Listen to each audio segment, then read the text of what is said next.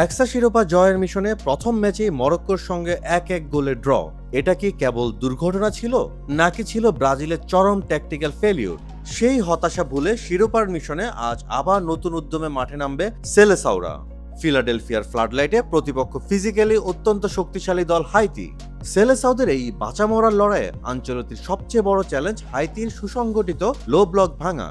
তবে কি হেক্সা মিশনের স্বপ্নে আজ নতুন প্রাণ পাবে, নাকি হাইতির জমাট রক্ষণ আবারও দমিয়ে দেবে সেলেসাওদের আক্রমণ? চলুন জানার চেষ্টা করি। তবে তার আগে জেনে নেই মরক্কোর বিপক্ষে ম্যাচে আঞ্চলিকের ট্যাকটিক্স আসলে কেন ক্লিক করেনি। সবচেয়ে বড় কারণ হতে পারে লুকাস পাকেতা। প্রতিপক্ষের হাফ স্পেস এক্সপ্লয়েট করতে তিনি পুরোপুরি ব্যর্থ হয়েছেন। বল পজিশন ব্রাজিলের পায়ে থাকলেও ফাইনাল থার্ডে কোনো পেনিট্রেশন বা ধার ছিল না। আজ তাই ব্রাজিলের সিস্টেমে বড় শিফট আসতে পারে। পাকেতার বদলে লুইস এনরিককে দেখা যেতে পারে, কারণ আঞ্চেলোতি চাইবেন অ্যাটাকিং থার্ডে ওভারলোড তৈরি করতে। আর এই ওভারলোড তৈরি করতে কার্লো আঞ্চেলোতি মাঠে নামতে পারেন তার ট্রেডমার্ক 4-2-4 ফরমেশনে। সেই ফরমেশনে মাঝ মাঠের মূল ভরসা কারা হবেন?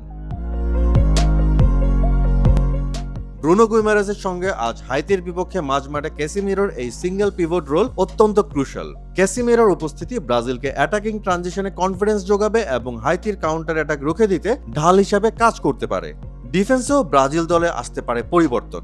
ইভানেস অ্যাভেলেবেল থাকলেও ট্যাকটিক্যাল কারণে তার জায়গায় একাদশে ঢুকতে পারেন ফুলব্যাক দানিলো আর হেনরিক মিলে স্পেস বানালে সুবিধা হবে লেফট উইংয়ে। ভিনিসিয়াস জুনিয়র অনেক বেশি আইসোলেশন পাবেন এবং 1-on-1 রিভল করে বক্সে ঢোকার স্পেস পাবেন। তবে দলের জন্য একটা দুঃসংবাদ হলো গ্যাব্রিয়েল মাগালায়েস এবং রাফিনা এখনও আছেন মেডিকেল টিমের নিবিড় পর্যবেক্ষণে। ম্যাচের আগে তাদের বিষয়ে ফাইনাল সিদ্ধান্ত নেওয়া হতে পারে। তবে অ্যাটাকিং থার্ডে চলবে আসল ট্যাকটিক্যাল ফাইট। আর এখানেই প্রশ্ন, নাম্বার 9 রোলে আজ কে নামবে?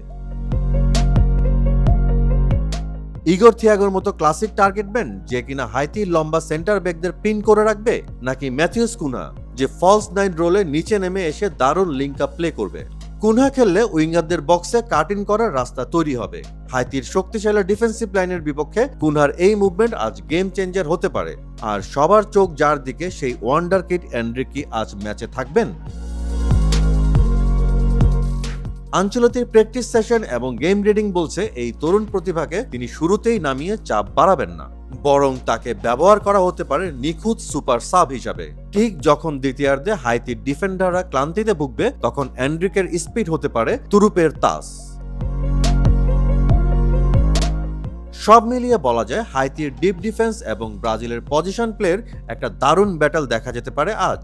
স্কটল্যান্ডের বিপক্ষে হাইতি দেখিয়েছে তারা ফিজিক্যালি কতটা রিজিড। তবে ব্রাজিলের মিডফিল্ড যদি আজ ঠিকমতো অপারেট করে, তাদের ফায়ার পাওয়ার শেষ পর্যন্ত হাইতির ফিজিক্যালিটিকে ঠিকই পরাস্ত করবে। ম্যাচে ব্রাজিল আজ নিজেদের প্রথম ম্যাচের ভুল শুধরে নিয়ে 3-0 বা তার বেশি গোলের ব্যবধানে ম্যাচটি বের করে নিতে পারে। আপনার ট্যাকটিক্যাল রিড কি বলে? হাইতির লো ব্লক ভাঙতে কি কুনহার লিঙ্ক আপ প্লে বেশি দরকার, নাকি থিয়াগোর ফিজিক্যাল প্রেজেন্স? আপনার মতে আজ ব্রাজিলের শুরুর একাদশে কাদের সুযোগ পাওয়া উচিত? মতামত জানাতে পারেন কমেন্টে।